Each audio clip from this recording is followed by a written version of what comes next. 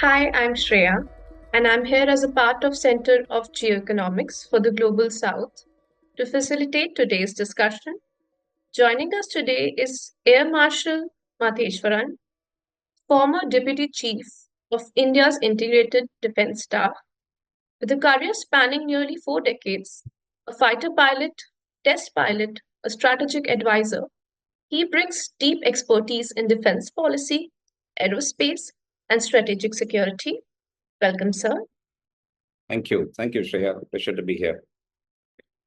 To start, how do you think political instability and weak governance structure in the global south contribute to the rise of security threats?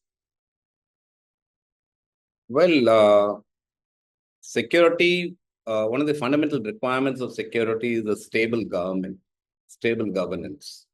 So, any political instability will automatically lead to internal issues coming to the fore, divisions coming to the fore, and that becomes a serious political crisis manifesting itself into insurgencies and security threats subsequently. You're seeing this quite often in quite a few countries in Africa now. And a stable political leadership and a stable government is extremely vital for those countries to progress. So uh, I would say in the global south, from what it was there in the 50s and 60s, particularly in Latin American and African states, I think we've come a long way. Many countries have stabilized, but there are still countries afflicted with it. Sudan is a clear case, and you have a problem in Ethiopia as well, leading to divisions in those countries, as well as subsequent problems that are coming in as well. So a stable government is an extremely vital requirement, absolutely vital. That was very insightful. Which region of the global south do you believe is most likely to face heightened security risk in the coming years? Well, I think one of the most important developments in recent years is the recognition that uh, the international order that's been crafted after 1945 or the post 1945 world has brought in the economic structures through the Bretton Woods institutions, the IMF and the World Bank, and later, of course, the WTO, etc. But many countries now get the feeling that it has not really contributed to their development. They've been, or rather, the former colonial powers and the developed countries have continued to extract benefits from them at the cost of their development. So that has contributed to a fair amount of dissatisfaction. And that leads to also, you take the country, for example, like Niger, which supplies a significant amount of uranium to France to power its, electrification through nuclear power plants. But the quality of life for the Niger citizens or their, per capita income is probably one of the lowest in the world.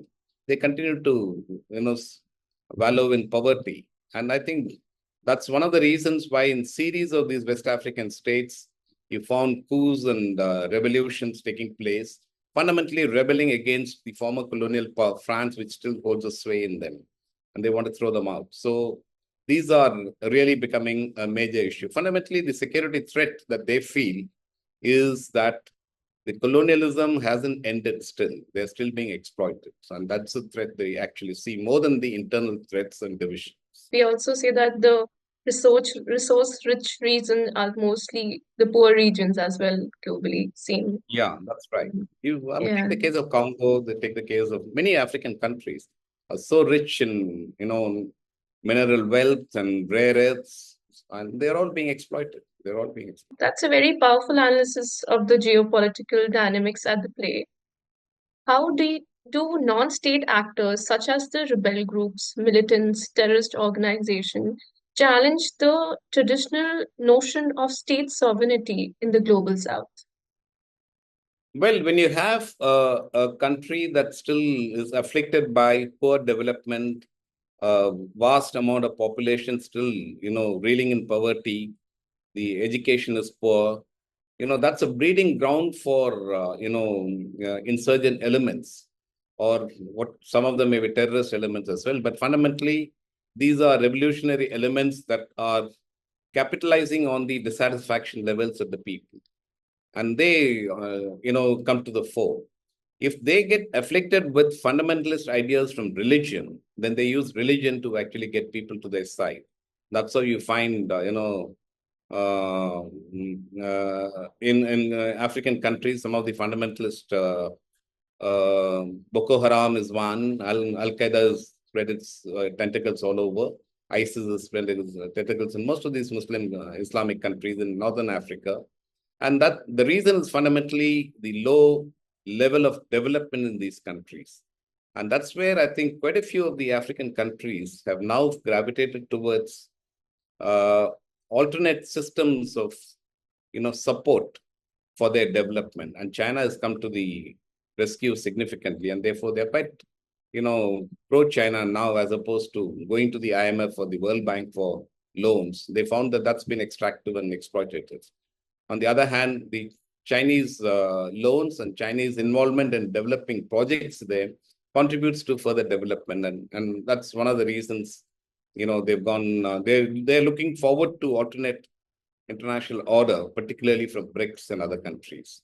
So, non-state actors and insurgent elements and terrorist elements, for them, a low level of development, poverty, dissatisfaction are breeding grounds for them to take root. And once they take root, it's very difficult to actually get them away until a very strong leadership comes in, takes control of the whole country, and focuses on addressing people's requirements and development with the highest priority, without actually falling prey to the corporate worlds of the West and the, getting hijacked. The economy is getting hijacked by the corporate giants of the West. That's a very thought-provoking perspective that you gave. Could you share your thoughts on the arms race in the global south? Are the Western arm manufacturers now primarily focused on exports to these nations? Arms industry in the West, in fact, if you look at the US, much of their manufacturing has gone away uh, to China and other countries. The US used to be the manufacturing giant post Second World War, and over the next 50 years, it's transferred much of their normal manufacturing to other countries, starting off with Japan, later China, Southeast Asia, Australia. All these countries are manufacturing for the US. But what does the US do? It does knowledge development, and the Silicon Valley contributes immensely to create giants like Google and Apple, etc. And the military industrial complex and the oil and gas industry, these are the ones that are actually holding sway in the US economy. And military industrial complex, if they have to make money, they need wars all around. So they'll fuel wars all over the world. They are wanting to export to every possible country across the world. And that's one of the fundamental objectives. And that's one of the fundamental reasons why conflict never seems to be ending anywhere in the world. There's some conflict going on more than one or two places, even 10 places across all over the world. And that makes the local governments or the opposition, secessionist governments or secessionist parties wanting arms. So you have official lines of arms sales to the regular government. Take Myanmar, for example. It is racked by fair amount of various armed groups. Where do they get their arms from? The same countries, either from China or from the Western military industrial complex, through the indirect routes, through the unofficial routes. So arms sales, all of the arms industries of the world are hell-bent on selling arms to these countries. The net result is people are the sufferers. And, for them, from the industrial perspective, they're not interested in closing out the conflicts or solving the conflicts. Let the conflicts carry on, and then arms will continue to be sold. The other thing is, these are smaller countries, and much of the arms that are sold are in the category of small arms or infantry, armaments, some kind of an armor, and then maybe the howitzers and other kind of guns, etc. The big ticket items like aircraft and big ships, etc., they don't come into play, obviously not. But if a government has to deal with insurgents, it has to deal with secessionist elements, then it may arm itself with the air power, and therefore they will buy some aircraft, etc. Israel is a different example. Although it's not part of the global south, it's a developed country. But Israel, virtually its entire military is gratis from the Americans. And just recently, you've seen the news that they're buying 25 more F-15s from the Americans. The arms industry is very happy. Lockheed Martin will be Boeing will be extremely happy with that sale. Well, and they're not interested in solving the problem in Gaza, Lebanon. Let more people die. It doesn't matter to them. As far as they're concerned, they're selling more and more arms to the Israelis, and Israelis will continue the war. And those countries, those states support Israel as well. So it's a bit of a sad reflection on the global governance. But yes, many of the countries in the global south, particularly in Latin America and in Africa, are divided between some governments are Western supported, and then they become conduits for arms industries to sell arms to them. Continuing on this discussion, in your view, what are the prospects for aircraft and defense industry in the global south? Aircraft, or let's put it this way, aerospace industry is a very highly capital intensive industry, and only reasonably stable countries can hope to actually establish, aircraft license production or manufacturing, and even the MRO part of it. So you will find wealthier countries like the Gulf countries, whose wealth comes from their oil wealth. So they have significant size of air power, like UAE has a fairly modern air force. Saudi Arabia, one of the biggest arms buyers from the US. So they get involved. And whether they fall into global south or not is a different issue. They will not fall into global south because global south will categorize them by the extent of development and per capita income. But on many other aspects of classifying the world, they will also come into the group of 77, and now it's group of 134, etc. So that is one area. So they can afford to actually move into the aerospace domain, which some of them are. But smaller countries, there's no chance. They'll only be buyers. And they will depend on the big ticket players who will provide them the support. And then they'll continue to be forever dependent on them for servicing, spares, and other product support. Smaller countries like Malaysia, etc., can buy. But again, investing in manufacturing is a very big decision to make. And their size may not be sufficient enough to invest such a huge amount in establishing aircraft manufacturing in a big way.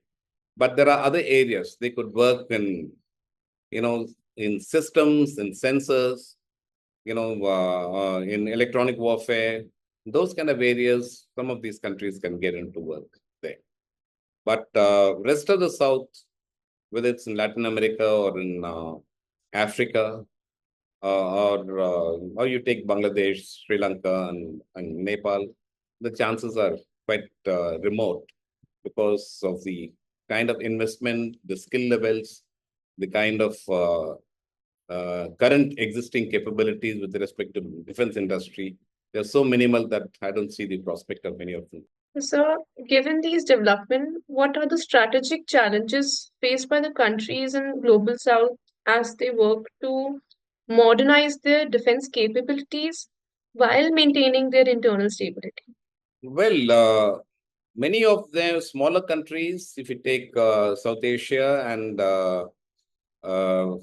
say Bangladesh, Sri Lanka, Afghanistan, Maldives, and African countries, many of them would want to address their requirements are largely devoted towards internal stability. Where external threats are there are very few countries that are involved in that.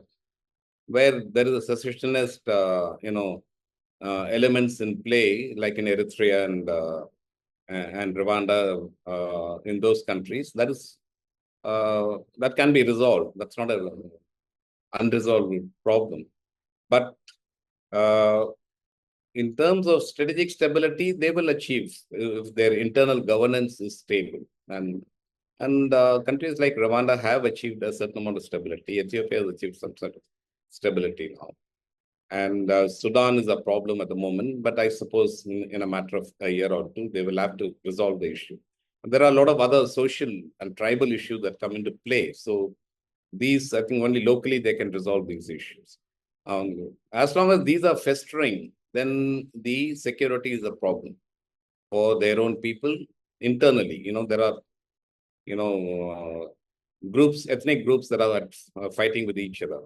In that context, even a big country like India, which is the rising power, I suppose you see what's happening in Northeast with Manipur, then that becomes a problem for the government to actually handle and resolve it at the earliest. Otherwise, you're allowing that to fester for too long, then the border countries will tend to come. The Myanmar has elements of these, some of these tribes which are spread across on both sides.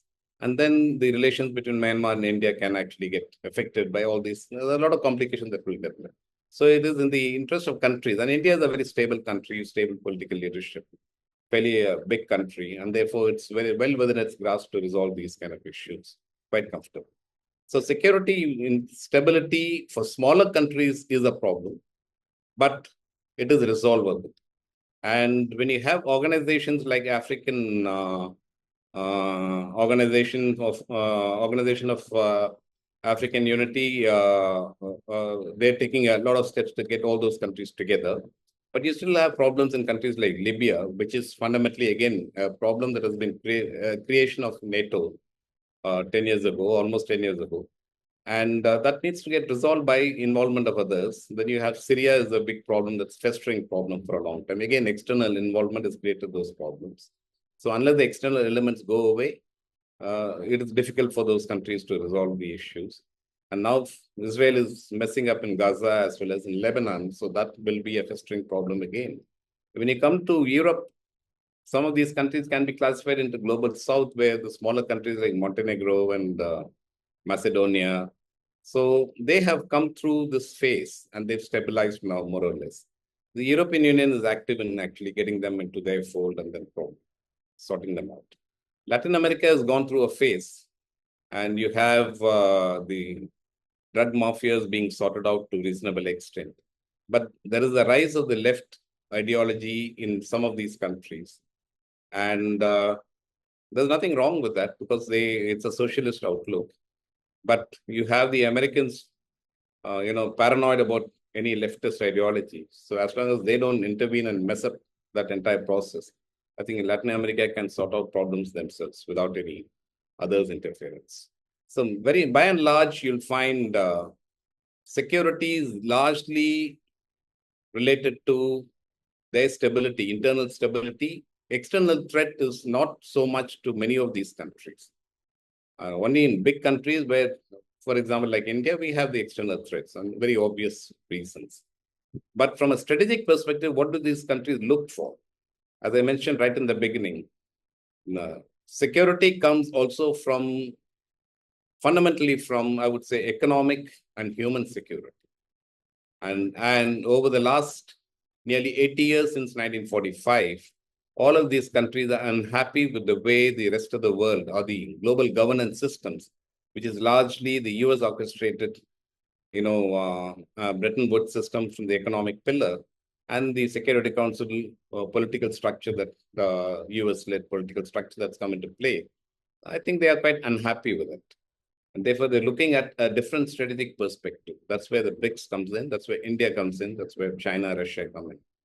And what kind of a leadership and what kind of support they will provide, whether it's from the economic angle through the new development bank and other support systems that they can mobilize through the BRICS, or through the political system in which every country is, given a certain amount of respect and assurance to feel pride in their existence and in their role that they would play in the international order. And this is something we have to work over the next few decades, I would say. And that's the fundamental issue with respect to Global South. If the West doesn't realize it, they would have lost the game with the Global South very soon. Thank you for that thorough explanation.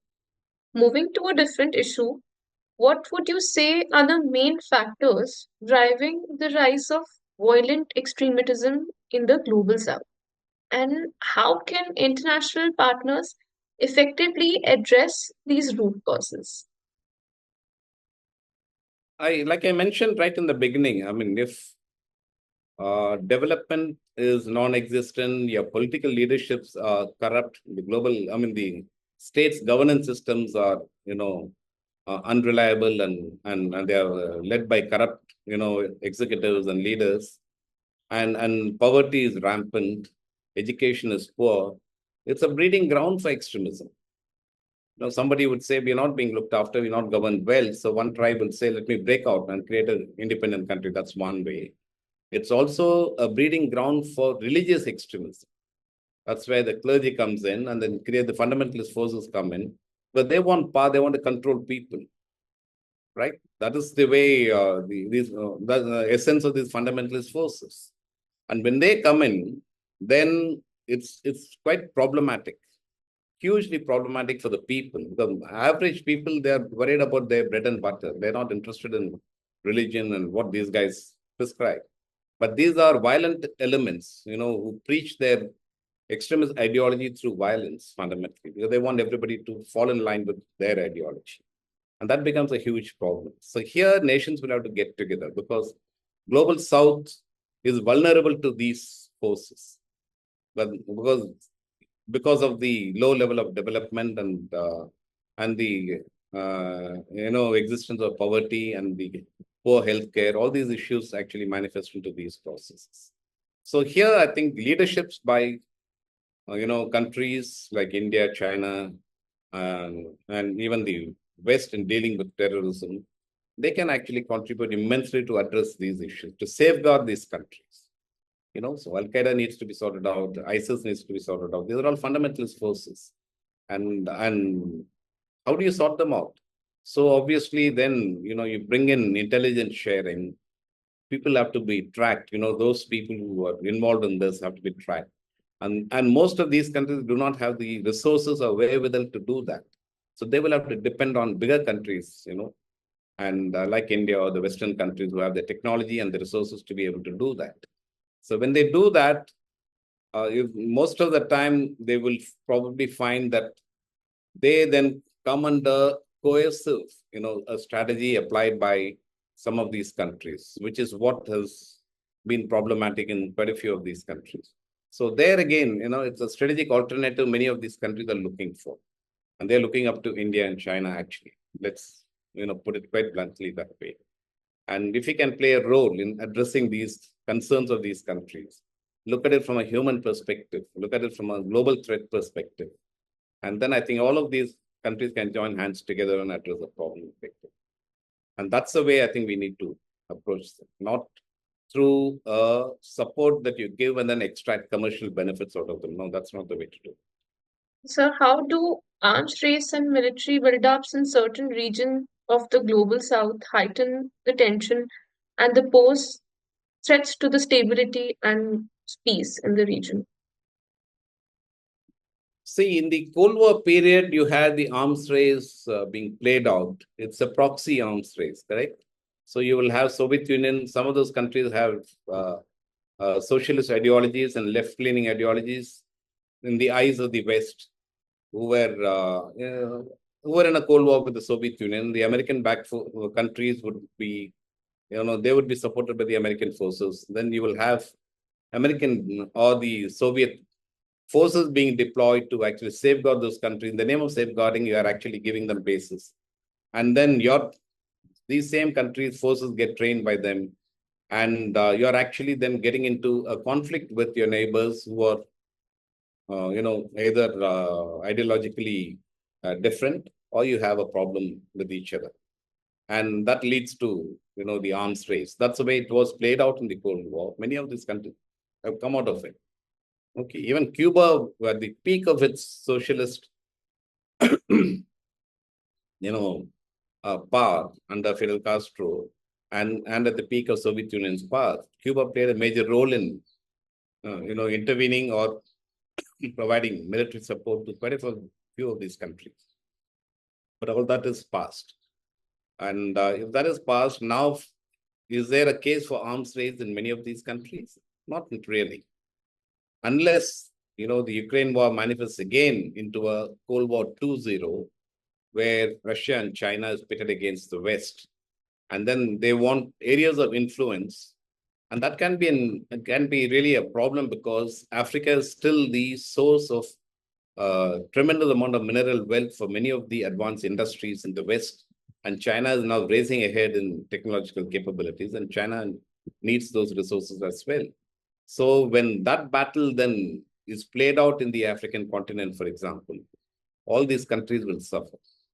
One will provide support to the other, they will provide arms, and another, they will break up, the polities there, and another side will now arm them. So all these kind of things can happen. So countries have to be cautious. Independent countries, I think many of them have realized this kind of a game, and they need to be cautious in safeguarding their sovereignty first, and then use their resources more intelligently, not to become just raw material resource providers, but get enough value for the resources that they sell or provide to great powers. Congo is a classic example. If you study Congo, it's forever been in a conflict environment. Probably the richest country in terms of mineral wealth. It's been exploited by every, Western country and every great power. And what is the level of development? What's the people's, per capita income? What kind of a growth has it seen? It's quite pitiable. And these countries now need to be encouraged to have stable governments, stable leaderships, political leaderships. That is a support that they actually need to be given. That support can only come from other global south. And if BRICS now looks at itself as the leader of global south, then that kind of a support needs to come from BRICS, or group of 77 or group of 134, as you call it. So that was a very impactful analysis. In your experience, how does military interventions by external powers contribute to the escalation of security threats in the global south? Can we see the West as a spoiler in this context? Well, you've seen already so many military interventions have ruined those countries, literally, pushed them back into Stone Age. You saw what happened in Iraq from 1991, right? Leading to the death of more than 1 million, civilians. 500,000 of them are children, under the impact of the sanctions that the Americans put on them. You had NATO, US-led NATO intervening in Libya, one of the probably the most modern country in the African continent. Now it's broken up literally. It's forever in conflict, internal conflict, and all that development has come to naught. So the people are left high and dry. You recently had floods where a large number of people died, which is again another issue: climate change, where the entire Earth, entire globe needs to actually get together. Today you have the COP29, underway in Baku. And interventions. Syria is 13 years that war is going on. What happens to the people? What kind of, when Europe is crying that so many refugees are coming into their country, the cause is Europe and America for intervening in Syria and creating a conflict zone. And so many of these countries, the interventions have actually created a massive mess in those countries. Be it Somalia, Rwanda, Libya, in earlier times in Algeria. So many of these countries need to be left alone. Let them, find their own governments, their own governance. Let them stabilize without any other interference. How do you ensure that? you had that problem in the League of Nations when great powers said, no, nobody can dictate terms to me. I would intervene wherever I want. So Japan went and, occupied Manchuria, throwing League of Nations directives to the wind. That ultimately, of course, led to the Second World War. The UN has become a joke. You see what's happening. UN is, despite even releasing a report that there's a massive genocide going on in Gaza, the UN is powerless to intervene. And the West wants to have its way, it's having its way. So there is a problem. All interventions are a misery for the local population. It pushes them into a state of misery, a poverty, lack of health care, a large loss of lives. And this needs to be actually taken up at the global level. And who are the countries who can take it up? Again, Global South, led by the leaders like India and China and Russia, have to take it up. I think we are at a critical juncture in the world history. And this is the time for an alternate leaderships to take control of global governance and address these issues. How do we stop these kind of interventions?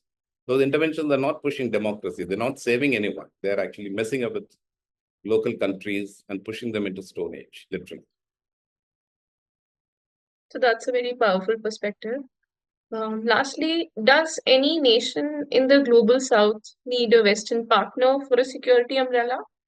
And how would you assess the position of the USA, Russia, and China on the security of the global south?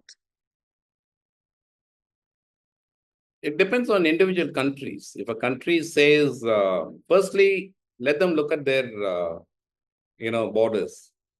If do they have problems that they cannot resolve? Do they need to be an ally with somebody and need a security umbrella of somebody? The fundamental thing that all of these countries should understand, or I'm sure they do understand, is that when you depend on somebody else's security umbrella, you've already bartered your sovereignty. You're not fully sovereign anymore, right? Even a powerful country and a very developed country like Japan, because it was defeated in the Second World War, and then it is forced to be an ally of the US. The US provides the nuclear security umbrella to Japan. The Japan is not fully sovereign. It is not. So is Germany. It's not fully sovereign, right? So independent countries, unless they have such a serious crisis amongst each other within their neighbors, I don't think there's a case for them to go and ally with anybody else for a security cover. I don't see that now. We've come a long way from the Cold War I days. Unless Cold War II, they get messed up again. That's a different issue.